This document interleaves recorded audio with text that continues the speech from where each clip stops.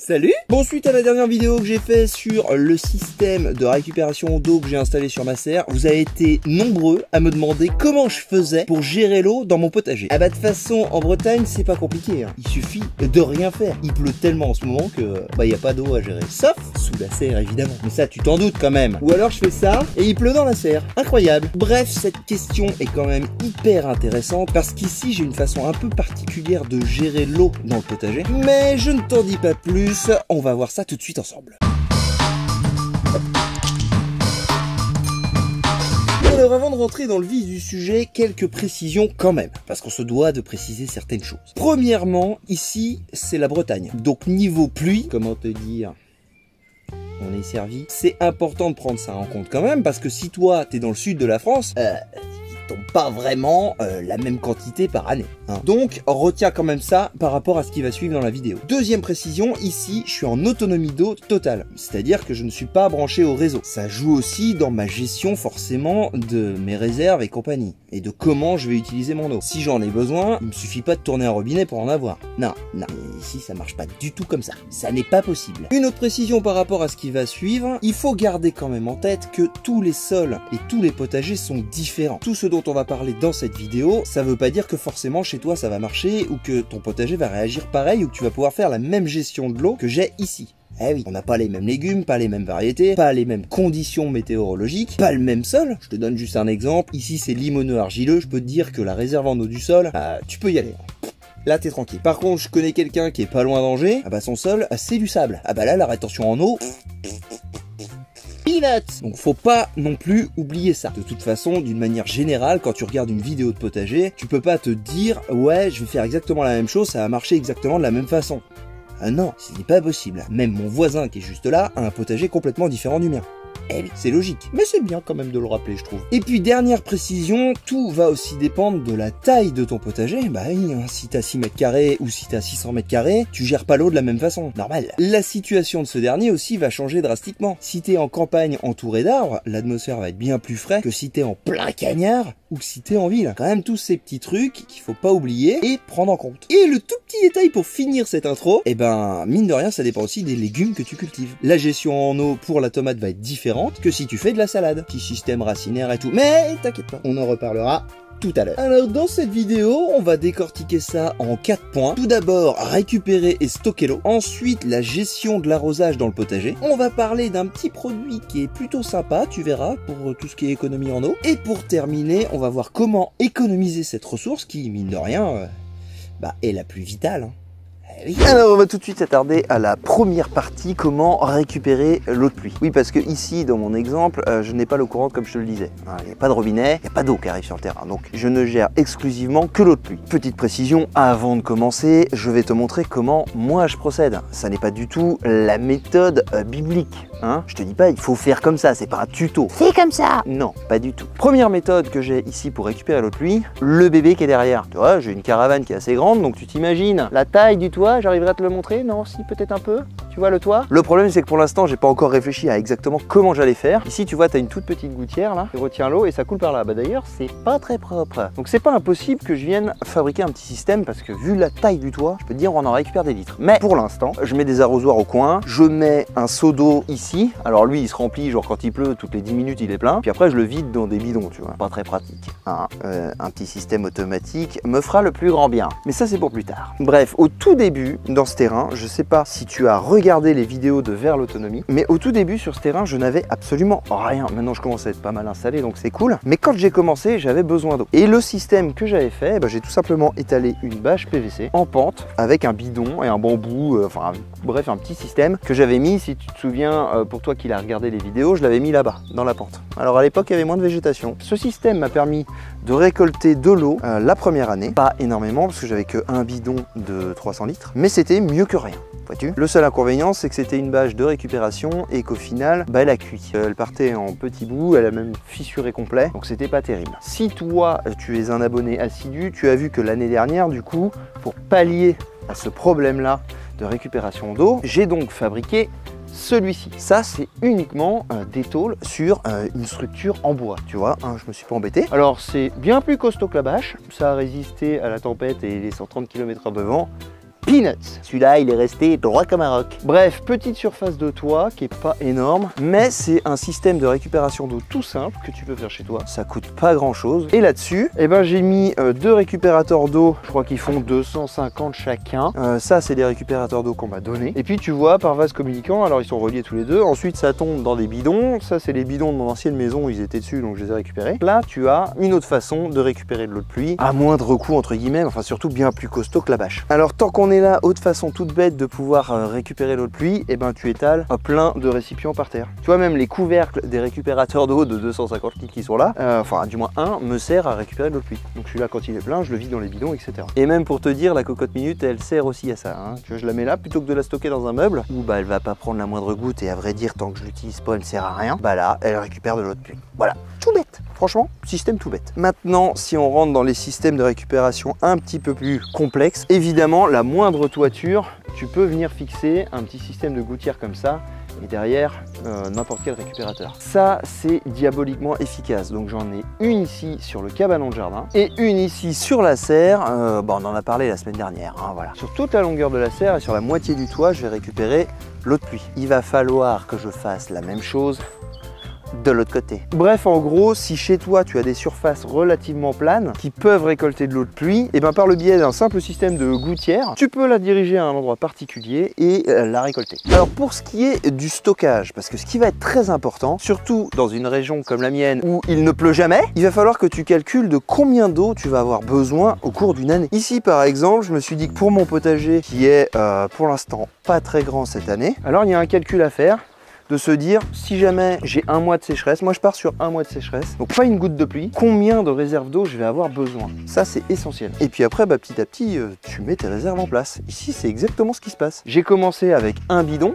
puis deux, puis ensuite ces deux récupérateurs. Tu vois, ce matin, je suis allé encore en chercher un autre qu'on m'a donné, et puis une cuve de 1000 litres, puis une deuxième, etc., etc. À l'heure actuelle, je peux stocker 3800 litres sur mon terrain. Et vu la taille du potager que j'ai, 3800 litres, ça va me suffire. Alors ne me demande pas dans les commentaires, s'il te plaît, combien il faut prévoir de stockage en fonction de 100 mètres carrés, ou j'ai 100 mètres carrés de potager, combien il faut que je prévoie? Non, je n'en sais rien. Ça dépend de tellement de facteurs, comme la composition du sol, etc., que c'est quasiment impossible de calculer. Il faut le faire avec l'expérience. Pour abréger vite fait sur le stockage, alors il y a un point qui va être très important, enfin deux points même. Il faut stocker ton eau dans le noir total. Voici l'exemple le pire du monde. Des bidons sombres qui vont bien chauffer et ouverts sur le dessus. Je pense que tu vois, l'eau, elle commence à verdir. Voilà, et on va chercher à éviter ça. Parce que sinon, ça veut dire nettoyage des algues et compagnie. Hein, voilà. Donc tu as des récupérateurs d'eau classiques que tu peux acheter dans le commerce, qui eux sont fermés. C'est assez sombre à l'intérieur, mais pas trop. Donc ceux-là se dégueulassent un petit peu. Si je te dis qu'il vaut mieux stocker de l'eau dans un endroit fermé,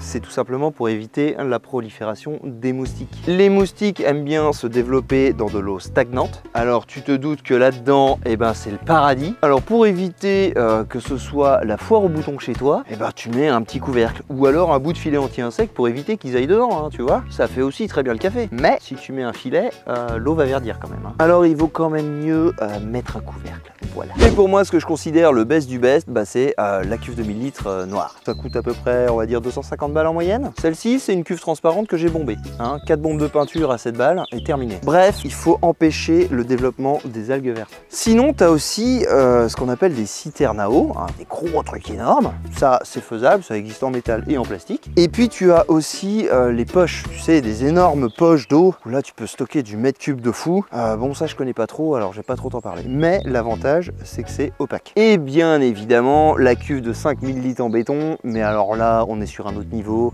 Il faut du budget, il faut l'enterrer, il faut un système sûrement de pompe de relevage. Enfin, ça dépend, je sais, si elle est en hauteur, ça va. Mais va mettre une cuve de 5000 litres de béton à 1 mètre du sol, c'est un peu lourd, hein.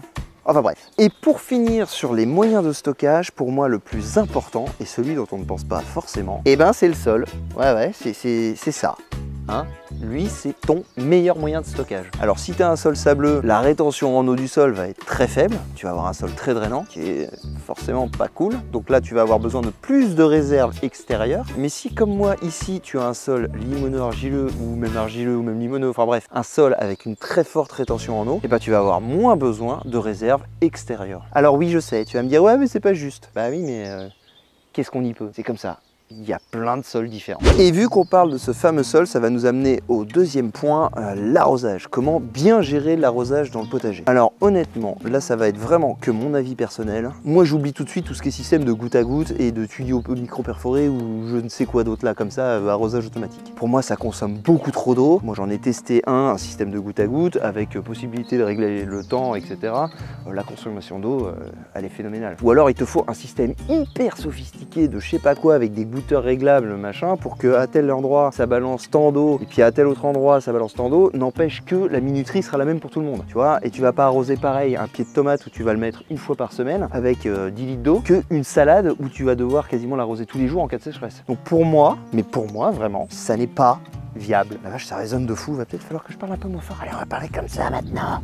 C'est cool, avec le vent, tu vas rien entendre. Je vais m'en mettre derrière, au moins les voisins seront plus tranquilles. Voilà, ce que je voulais dire, c'est que pour moi, c'est pas le meilleur système pour arroser le potager. Ou alors, il faut faire de la monoculture. Et là, à ce moment-là, peut-être que oui, ça a son intérêt. Alors, pour en revenir à l'arrosage à proprement dit et la méthode que j'utilise ici, le premier truc à prendre en compte, c'est ton sol.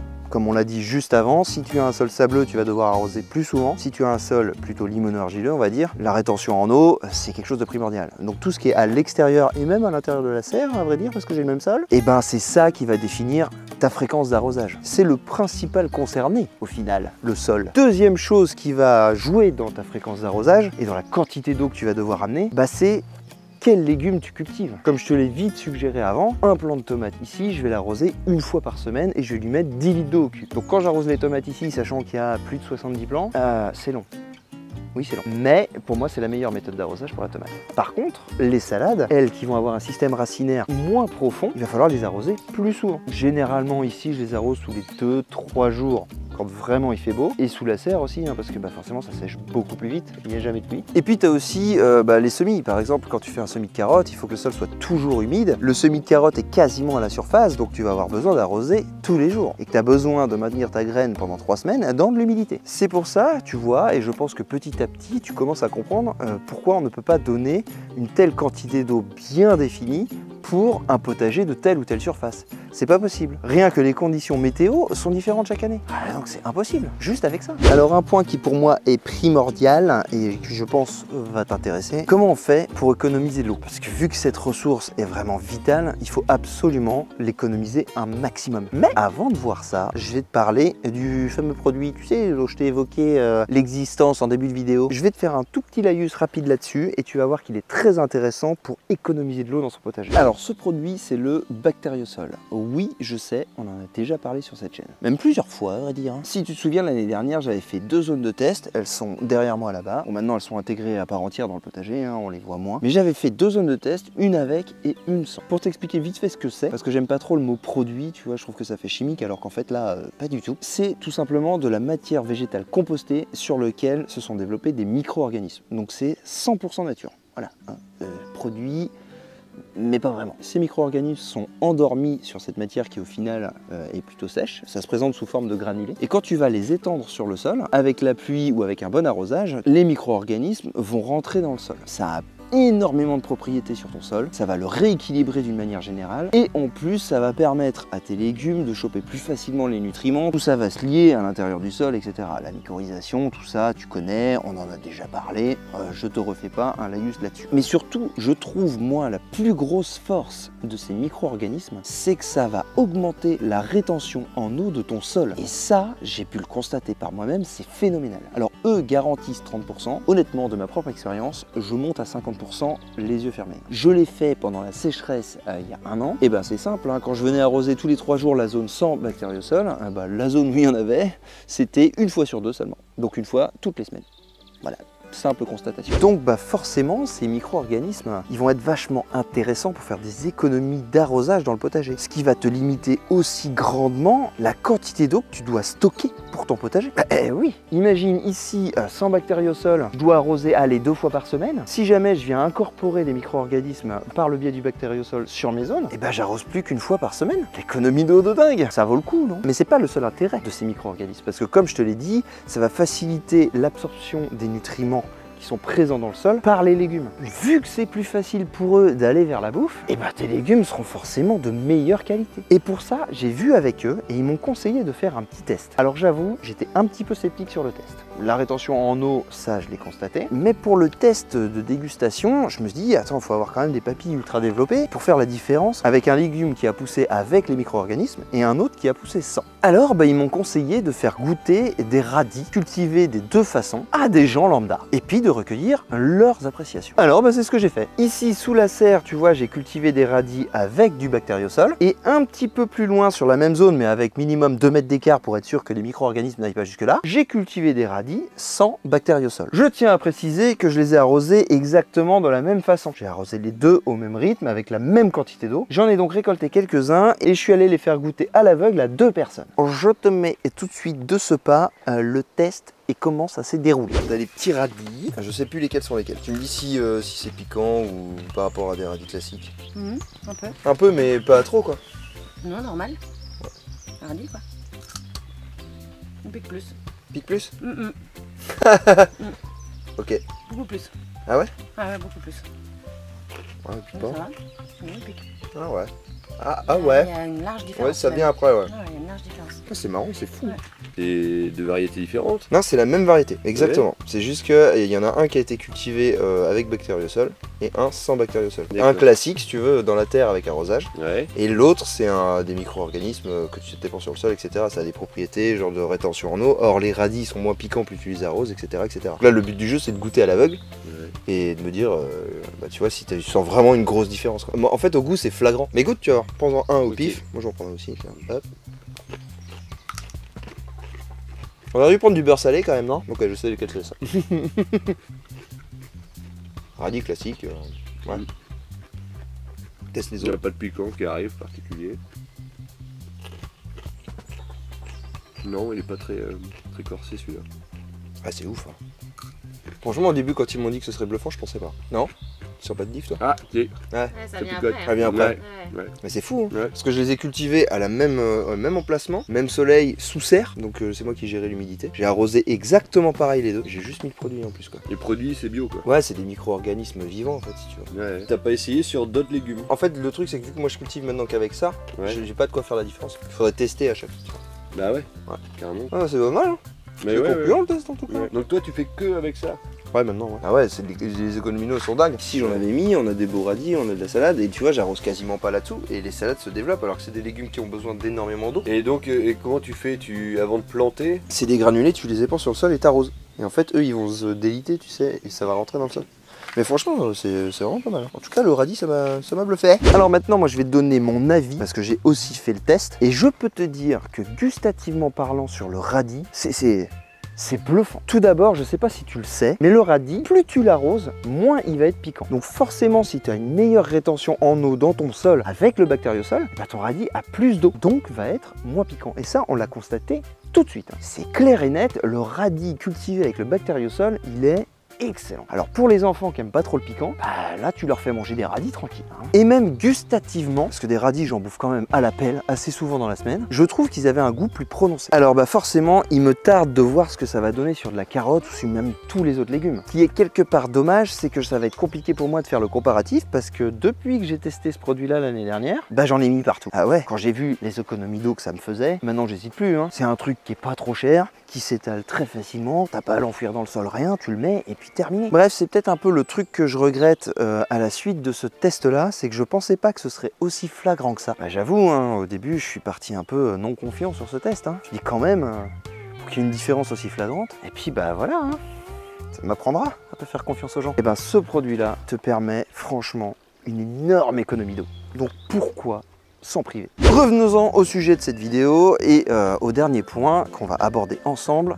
Comment on peut économiser l'eau dans son potager? Alors pour économiser de l'eau dans ton potager, pour moi il y a un truc indispensable qui pour moi est d'une évidence flagrante, le paillage. Bah oui, forcément, si ton sol est à nu, l'évaporation d'eau elle se fait en continu. Évidemment quand il pleut pas, hein, on va pas jouer sur les mots. Mais un sol nu, foncé, en plein soleil, bah, il va s'évaporer très vite. Alors imagine, tu cumules ça avec un sol sableux, ah bah bonjour, hein. Là, bon courage pour économiser de l'eau. Alors qu'avec un paillage, alors oui, ça abrite les limaces et compagnie, l'eau s'évapore vachement moins vite. Et regarde, hein, ici, je te donne un exemple vite fait, hein, tout le potager est paillé. Il n'y a pas une zone de sol à nu. Bon, là c'est autre chose, mais on va parler juste après. Et puis quand je viens planter des petits trucs, j'ai juste à dépailler un petit peu pour limiter les attaques de limaces. Et dès que les plants sont assez grands, bah, je repaille tout de suite. Voilà, et je conserve de l'eau dans mon sol comme un dingue, et sans rien faire. Pour moi, le paillage, bah, c'est indispensable si tu veux faire des économies d'eau. Alors, couplé au bactériosol, je te laisse imaginer. Alors, si l'envie te prend de me mettre en commentaire, enfin du moins de me poser la question, qu'est-ce qu'on peut mettre comme paillage et tout blablabla, j'en ai déjà fait une vidéo, tu la trouveras sur la chaîne, mais il en existe des quantités. On va aussi parler d'une autre technique. Moi, je suis pas trop fan, mais chacun est libre de faire ce qu'il veut, et encore heureux. Tu peux aussi mettre une bâche. Alors ça, c'est de la bâche spéciale pour le paysage. Elle ne laisse pas passer la lumière, mais elle laisse passer l'eau, qui fait qu'en dessous, ton sol est bien humide tout le temps. Et l'évaporation est énormément limitée. Bon, par contre, effectivement, ça reste du plastique. Si tu la laisses trop longtemps en place, il y a certaines molécules de plastique qui vont aller dans le sol. C'est pour ça que moi ici, je suis pas fan. La bâche que tu vois là, elle est là en amont pour venir faire mourir l'engrais vert que j'ai fauché en dessous. Et ensuite, je débâche complètement. Et je fais ce genre de zone, tu vois. Là, avant, ici, c'était bâché. Deuxième petite astuce pour économiser de l'eau dans ton potager. Dans ton potager, c'est intéressant, potager. Ah, c'est mon petit potager. Bref, dans ton potager, eh ben, tu peux cultiver serré. On peut parler là? Ah, ça y est, elle nous fait son petit laïus de la journée. Forcément, plus tu vas cultiver serré, moins le soleil va pouvoir atteindre le sol, ce qui va grandement limiter l'évaporation de l'eau. Donc n'hésite pas à venir cultiver serré. Un autre truc aussi, tu peux limiter l'arrosage, bien sûr en fonction des légumes. Hein. Donc le fait d'arroser moins souvent, mais en plus grosse quantité, eh ben t'économises de l'eau, et deux, tes légumes sont plus forts et plus résistants. Concernant les économies d'arrosage, je vais te donner une petite technique spécifique au semis. Si je te donne un exemple, tu vois, mon semis de betterave, il est dans des plaques alvéolées de petite taille. Donc ça, sous serre, ça sèche très vite si jamais il fait plein soleil. Là, c'est arrosage tous les jours minimum. Par contre, si tu veux limiter l'arrosage de tes petits semis, ici sur le terrain, j'ai une deuxième serre qui reste fermée quasiment tout le temps, sauf quand il fait vraiment très beau, parce que sinon ça monte à 60 degrés là-dedans et tout crève, mais elle reste quasiment fermée tout le temps. Et j'arrose 2 fois moins à l'intérieur de celle-ci. Pourquoi, tu vas me dire? Eh bien parce qu'ici, vu qu'elle reste fermée, il n'y a quasiment pas d'ouverture. Quand l'humidité contenue dans le terreau des pots ou des plaques de semis et même du sol s'évapore, parce que oui, elle s'évapore, hein, forcément, et ben elle est contenue et maintenue à l'intérieur de la serre. Sur les parois, je vais te dire ici, c'est tout le temps trempé, quoi. Et même pour accentuer le truc, tu vois derrière moi, j'ai une autre serre et mes tomates restaient principalement enfermées aussi là-dedans. Ça va te garder une humidité ambiante de malade et limiter l'évaporation du terreau. Donc, t'arroses aussi beaucoup moins. Alors attention avec cette technique, il faut quand même être présent. Parce que le fait d'avoir de la chaleur et de l'humidité, c'est un milieu favorable pour tout ce qui est bactéries et développement des maladies. Donc fais quand même attention à ça. Mais honnêtement, pour les semis, moi ils sont nickel, hein, regarde. Ils sont pas beaux ces petits plants. Deuxième petite astuce, mais là pour l'arrosage des gros plants. Enfin gros plants, on va dire plants uniques. Donc pieds de tomates, courges, courgettes, poivrons, enfin tu vois, tout ce genre de trucs. J'ai fait une petite vidéo l'année dernière, non l'année d'avant, sur une méthode que j'avais trouvée avec une bouteille à plastique. Alors prends du plastique rigide, hein, je te le dis tout de suite, parce que je ne l'ai pas précisé dans cette vidéo. Mais en gros, pour faire simple, c'est un système d'arrosage que tu vas pouvoir mettre près du système racinaire de tes gros plants. Et en fonction de la composition de ton sol, et évidemment de la taille de la bouteille d'eau, et pour te donner un exemple, dans un sol limoneux argileux, avec une bouteille de 2 litres, je peux ne pas arroser un plant de courgette pendant 1 mois. Ouais, je te jure, 1 mois. J'ai fait le test, hein. Tu me crois pas? Moi je m'en fiche, hein. Je sais que ça marche.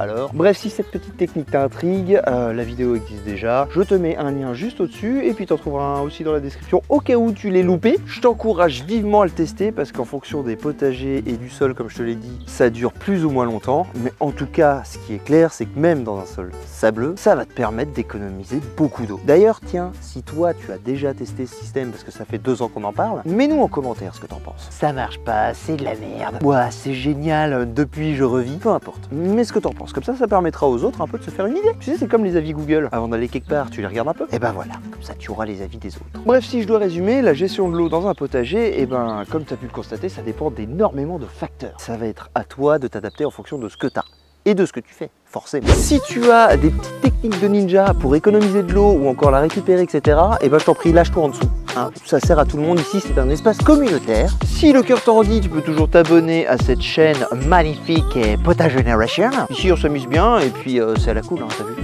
pas trop rigoler. Prends soin de toi et de tes proches. On se retrouve dans une prochaine vidéo. Peace.